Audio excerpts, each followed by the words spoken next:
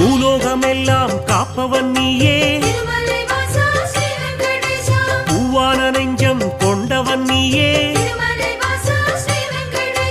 காலங்கள் யாவும் கடந்தவன் நீயே,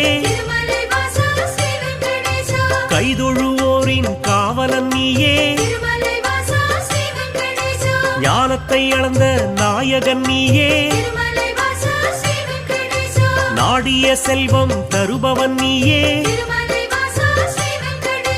கோல எழிலை கொண்டவன் நீயே, கோவிந்தா என்றால் அருள்பவன் நீயே, மாலவன் என்று உனை அழைப்போமே,